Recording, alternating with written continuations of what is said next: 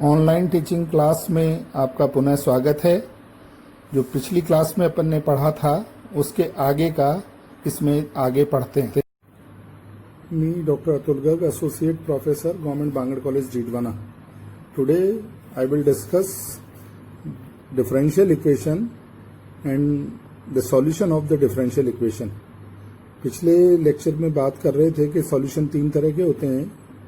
एक तो general solution, कोई भी डिफरेंशियल इक्वेशन दी गई है तो इसमें तीन तरह के सॉल्यूशन अपन ज्ञात कर सकते हैं। एक तो जनरल सॉल्यूशन, एक पर्टिकुलर सॉल्यूशन और एक सिंगुलर सॉल्यूशन। तो बेसिकली किसी भी डिफरेंशियल इक्वेशन का सॉल्यूशन जनरल सॉल्यूशन ही कहलाएगा कि जिस ऑर्डर की डिफरेंशियल इक्वेशन है, अगर उसके सॉल्यूशन में उतने ही अचर आए, कांस्टेंट हों। जैसे मान लीजिए सेकंड ऑर्डर की डिफरेंशियल इक्वेशन है जिसमें d2y/dx² आ रहा है, तो इसके सॉल्यूशन में दो कांस्टेंट आने चाहिए, c1 c2, तो वो कहलाता है जनरल सॉल्यूशन। तो उन जनरल सॉल्यूशन में c1 c2 को स्पेसिफिक मान दे दें, पर्टिकुलर मान दे दें। जैसे c1 बराबर मान लीजिए 2 दे दिया, c2 बराबर 3 दे दिया, तो ये फिर जो सॉल्यूशन आ गया एक पर्टिकुलर वैल्यू पर आया है, तो इसलिए ये कहलाता है पर्टिकुलर सॉल्यूशन। और तीसरे तरह का सॉल्यूशन कहलाता है सिंगुलर सॉल्यूशन। कई बार किसी डिफरेंशियल इक्वेशन के ऐसे सॉल्यूशन आ जाते हैं जो जनरल सॉल्यूशन में कांस्टेंट को कोई पर्टिकुलर वैल्यू देने पर प्राप्त नहीं किए जा सकते, लेकिन डिफरेंशियल इक्वेशन को सेटिस्फाई करते हैं।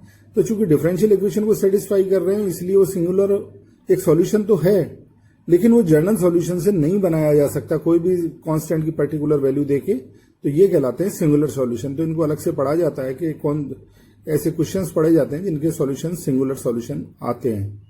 अब डिफरेंशियल इक्वेशन पढ़ने के लिए सबसे जरूरी है कि हमें कुछ इंटीग्रल के फॉर्मूले पता हों, क्योंकि वो बहुत जगह काम में आएंगे। तो मैं पहले फॉर्मूले आपको बताता हूं, उन फॉर्मूलों को आप ढंग से देख लें, याद कर लें, तभी डिफरेंशियल इक्वेशन आसानी से सॉल्व हो पाएगी, उसके सॉल्यूशंस निकाल पाएंगे। तो जैसे एक फॉर्मूले जो खास काम में आएंगे वो मैं यहाँ लिखे हुए हैं, वो आपको बता रहा हूँ। Integral value of dx upon a square plus x square, इसका फॉर्मूला है 1/a tan inverse x upon a plus c। एक बार इंटीग्रेट हुआ है तो कांस्टेंट ऑफ इंटीग्रेशन c है। दूसरा है 1 integral dx upon x square minus a square. अगर ऊपर जैसे x square plus a square या a square plus x square था, तो इसमें नीचे माइनस है x square minus a square, तो इसकी वैल्यू होगी 1/2a log of x minus a over x plus a।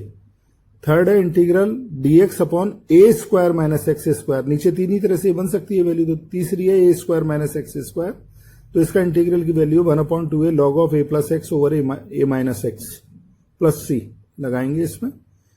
और फिर तीन दूसरे तरह के फॉर्मूले जिसमें अंडर रूट दिया हुआ हो डिनोमिनेटर में, तो ये आ गया, ये होगा dx upon a square minus x square होगा sine inverse x upon a, या इसकी वैल्यू minus cos inverse x upon a भी हो सकती है। इसी प्रकार dx upon x square plus a square की वैल्यू log of x plus under the root x square plus a square होता है, या sine in hyperbolic inverse x upon a भी होता है। इसी प्रकार integral dx over x under root के अंदर x square minus a square होता है, log of x plus under root x square minus a square, या कॉस हाइपरबोलिक इनवर्स भी हो जाता है एक्स अपॉन ए। अब अगर ये न्यूमरेटर में दिए हुए हों a square minus x square under root के अंदर x square plus a square under root के अंदर, या x square minus a square under root के अंदर, तो इसकी वैल्यू आप याद रखें, x upon a under the root a square minus x square जो ये था, प्लस ए स्क्वायर बटे 2 साइन इनवर्स एक्स बटे ए।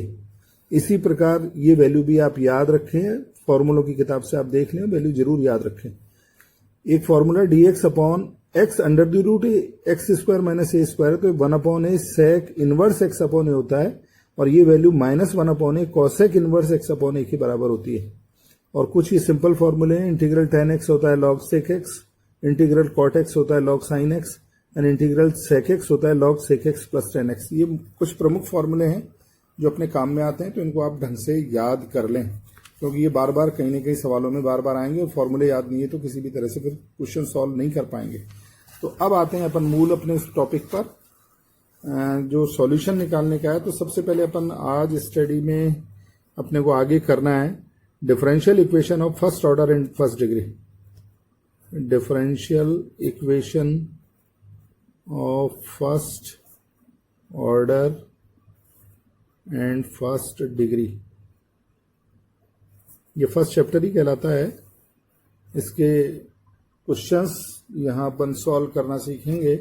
तो differential equation of first order and first degree में जैसे कोई भी मान लीजिए इस क्वेश्चन दे रखा है dy by d x is equal to कोई भी एक्स वाई का फलन दिया हुआ हो और दूसरा भी कोई एक्स वाई का कोई भी फलन दिया हुआ हो, तो ये फर्स्ट ऑर्डर और फर्स्ट डिग्री है। चूंकि dy बाई डी एक्स की पावर भी एक है तो ये डिफरेंशियल इक्वेशन कहलाती है, differential equation of first order and first degree, जिसमें केवल dy बाई डी एक्स आता है। अब इसको अपन अगर m और n के रूप में लिखें तो ये m dx plus n dy is equal to zero रूप की भी n dy is equal to zero form की भी ये फर्स्ट ऑर्डर फर्स्ट डिग्री की डिफरेंशियल इक्वेशन कहलाती है।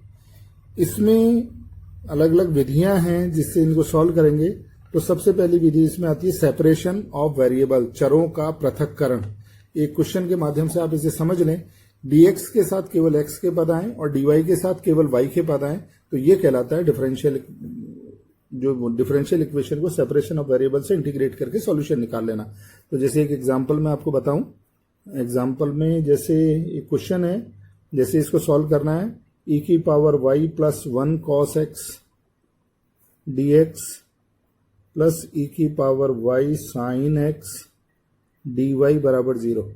तो m dx plus n dy is equal to 0 है। m में भी x y के फलन है और n में भी। निकालने के लिए अपन अगर चरों का पृथक्करण कर लें तो जैसे इसमें है cos x dx, तो dx के साथ cos x और ये उधर राइट साइड में ले जाएंगे तो माइनस का बनेगा, तो ये sin x नीचे ले आते हैं बराबर माइनस e की power y dy over e की पावर y प्लस 1 आ गया। नाउ वेरिएबल सेपरेट हो गए, dx के साथ केवल x के पद हैं, dy के साथ केवल y के पद है। नाउ इंटीग्रेट, इसको इंटीग्रेट करें तो इंटीग्रेट करने पर ये तो आ गया log ऑफ साइन x, इसका इंटीग्रल आप जानते हैं सब, सीधा फॉर्मूला है। और ये आ गया माइनस log ऑफ e की पावर y प्लस 1 और constant of integration log of c अपन लगाएंगे। तो इसको ठीक तरह से लिखें तो ये इधर आ गया, तो ये आ गया साइन एक्स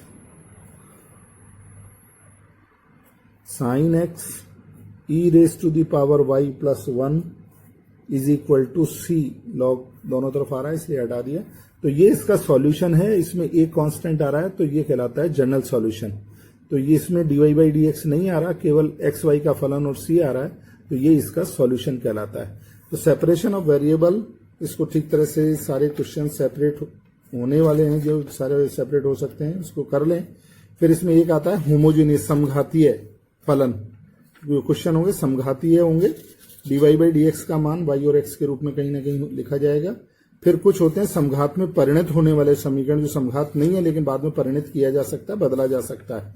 इसके बाद आता है रेखिक अवकल समीकरण, लीनियर डिफरेंशियल इक्वेशन, और फिर रेखिक में परिवर्तित होने वाले समीकरण, और लास्ट आएगा यथातथ एग्जैक्ट डिफरेंशियल इक्वेशन, और उसमें फिर परिणत होने वाले समीकरण। ये सारे 4 तरह और 4 इसके एडिशनल, इस तरह से करीब 8 प्रकार के तरीके से अपन फर्स्ट ऑर्डर फर्स्ट डिग्री की डिफरेंशियल इक्वेशन को सॉल्व कर सकते हैं। फिर उसे नेक्स्ट टाइम होमोजीनियस पढ़ेंगे। Thank you. आइए अब एक और क्वेश्चन लेते हैं जिसमें प्रतिस्थापन द्वारा चरों का पृथक्करण हो जाता है। एक क्वेश्चन देखिए इसके लिए, जिससे समझने में आसानी रहेगी। जैसे क्वेश्चन है, मान लीजिए cos x plus y dy is equal to dx। ये एक प्रश्न है जिसको सॉल्व करना है। इसमें केवल dy और dx आ रहे हैं, तो m dx plus n dy is equal to 0 रूप की है। तो इसको यहाँ देखें तो चर पृथक नहीं हो रहे हैं। तो अगर अपन इसका पुट करें यहाँ पर सब x प्लस वाई को अगर v पुट कर दें, तो प्रतिस्थापन कर रहे हैं अपन x plus y is equal to p। This implies, अगर इसको डिफ्रेंशिएट करें तो 1 plus dy by d x की जगह लिखना पड़ेगा dv बाई डी एक्स। तो ये प्रतिस्थापन इसमें करें तो ये क्वेश्चन बन गया अपना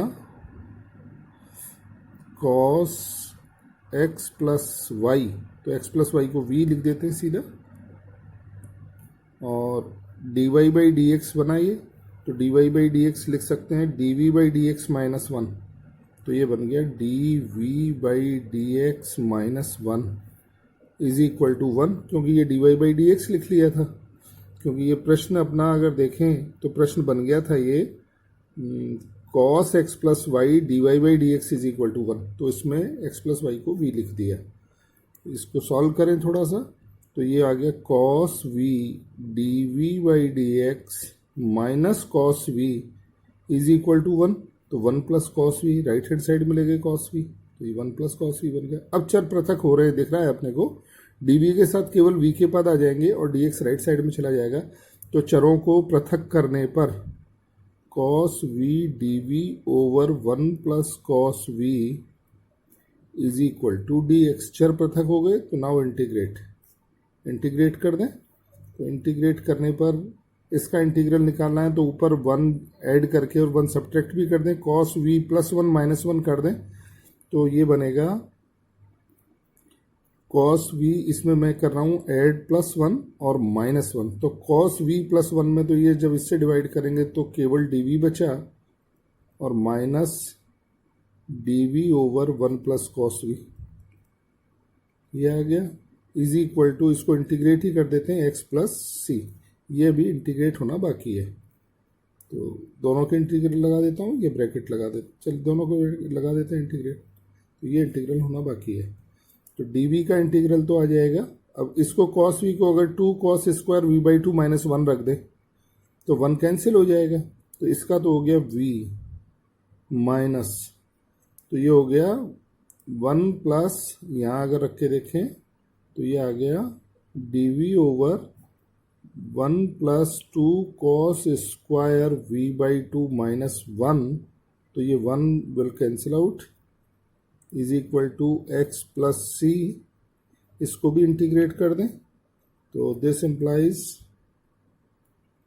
एंड दिस इम्प्लाइज v, ये हो गया sec square v by 2, 1 by 2 है ही, तो इसका इंटीग्रल हो गया 1 by 2 sec square v by 2, इसका इंटीग्रल हो गया tan v बाई 2, तो सीधा सीधा ये आ गया v minus tan v by 2 is equal to x plus c. v की वैल्यू पुट कर दें, तो x plus y, putting the value of v, putting v, तो x plus y minus tan x plus y by 2 is equal to x plus c. Now x will cancel out. The final answer is y minus c is equal to, we can write this as y minus c is equal to tan x plus y over 2. This is the complete answer. तो शुरू में कई बार ऐसा होगा कि चर पृथक नहीं हो रहे होंगे, लेकिन जैसे इसमें था चर पृथक नहीं हो रहे थे, तो अपन ने प्रतिस्थापन किया, उसके बाद में चर पृथक हो गए और चर पृथक होने के तरीके से इंटीग्रेट करके सॉल्यूशन निकाल लिया। यही है फाइनल सॉल्यूशन। आज हमने प्रथम क्रम तथा प्रथम घात के अवकल समीकरण के अध्याय में, जिसकी समीकरण m d x plus n d y is equal to 0 है, जहाँ एम बी एक्स वाई का कोई फलन है और एन बी एक्स वाई का कोई फलन है, तो ये प्रथम क्रम प्रथम घात की जो अवकल समीकरण है, इसको हल करने की विधियों के बारे में जाना।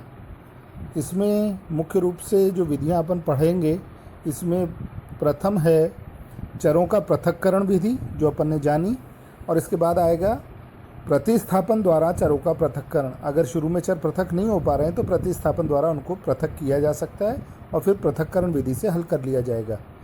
इसमें दूसरी है फिर विधि समघाती अवकल समीकरण। अगर अवकल समीकरण दी गई समघात है तो उससे हल करना अपन जानेंगे, और फिर अगर समघात नहीं बन रही है तो उससे समघात बनाकर फिर हल करने के बारे में जानेंगे। तीसरी प्रकार है रेखिक अवकल समीकरण, और फिर रेखिक में परिवर्तित होने वाले समीकरण। तो शुरू में रेखिक नहीं है तो उसे रेखिक में बदल दिया जाएगा। और इसी प्रकार चौथा है यथातथ एग्जैक्ट डिफरेंशियल इक्वेशन, और अगर शुरू में यथातथ नहीं है तो कुछ प्रतिस्थापन करके उसको यथातथ में बदलकर समानित करके उसको हल करना सीखेंगे। इस प्रकार उपरोक्त विधियों से जो अभी तक प्रचलित हैं, इन 4 और इनको 4 में परिणत होने वाले तो 8 प्रकार की कुल विधियां हैं। इनको सीखकर हम प्रथम क्रम प्रथम घात के अवकल समीकरण को हल कर पाएंगे। धन्यवाद।